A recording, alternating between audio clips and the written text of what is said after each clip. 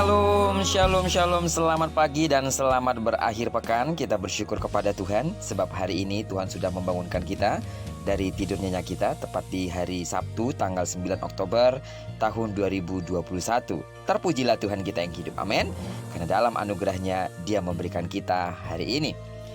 Baiklah, sebelum kita lebih jauh melakukan semua kegiatan hari ini, marilah kita sama-sama kembali merenungkan firman Tuhan yang akan menjadi pedoman dalam menjalani hari ini, yang akan tetap kita ambil dari pembacaan Alkitab 24 hari bersama kitab 2 Samuel.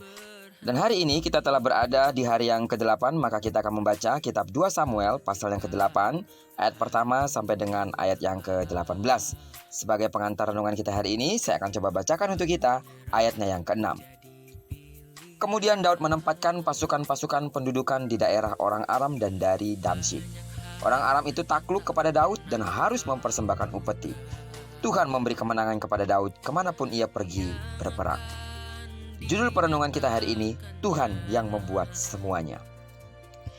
Kisah heroik kemenangan Daud dicatat dan diceritakan secara turun-temurun oleh orang Israel sebagai suatu kebanggaan. Dimulai dari pendudukan orang Filistin yang memungkinkan Daud mengambil kendali pemerintahan di ibu kota itu. Lalu berturut-turut penaklukan daerah orang Moab, Aram, dan wilayah sungai Efrat. Sebagai tanda penaklukan, Daud menempatkan pasukannya di daerah-daerah tersebut. Daud juga mendapatkan banyak benda jarahan dari hasil peperangan itu, yang semuanya ia bawa ke Yerusalem untuk dikhususkan bagi Tuhan. Ayat yang ke-6 dan ayat yang ke-14 memberi penegasan tentang perkenanan Tuhan di setiap peperangan yang Daud pimpin. Kalimat Tuhan memberi kemenangan kepada Daud menunjukkan ada tindakan aktif dari Tuhan. Tuhanlah yang memungkinkan Daud memperoleh kemenangannya. Sekalipun Daud yang bertindak di medan peperangan, jauh sebelum itu Tuhan sudah merancangkan kemenangan demi kemenangan bagi dia.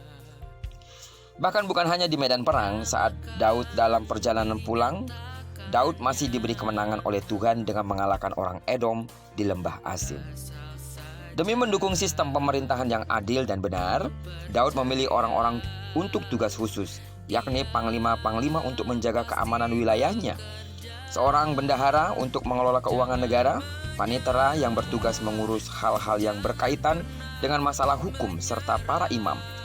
Jumlah imam yang cukup banyak, Imam Zadok, Ahimelek, dan anak-anak Daud, menunjukkan keseriusan Daud dalam memperhatikan kehidupan spiritualitas umat Israel. Tampaknya Daud ingin memberi porsi yang lebih besar terhadap kehidupan keagamaan rakyat yang dia pimpin.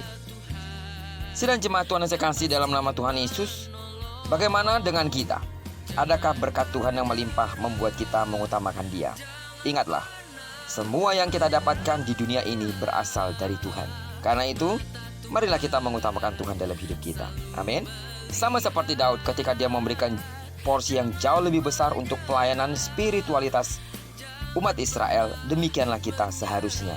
Karena seperti Daud, menyadari apa yang dia miliki saat ini, kemenangan demi kemenangan, semuanya karena Tuhan yang turut campur tangan. Sama dengan kita, semua hal yang kita punya, yang kita miliki, bukankah itu semua berasal daripada Tuhan?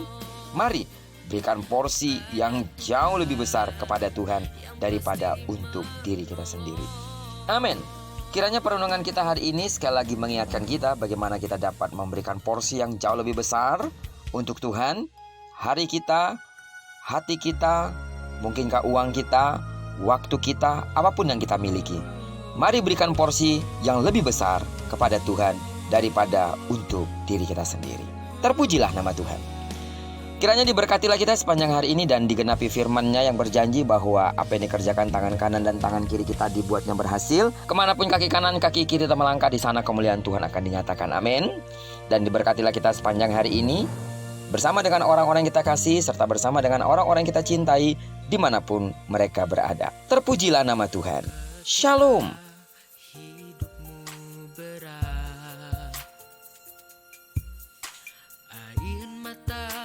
Tak pernah berhenti.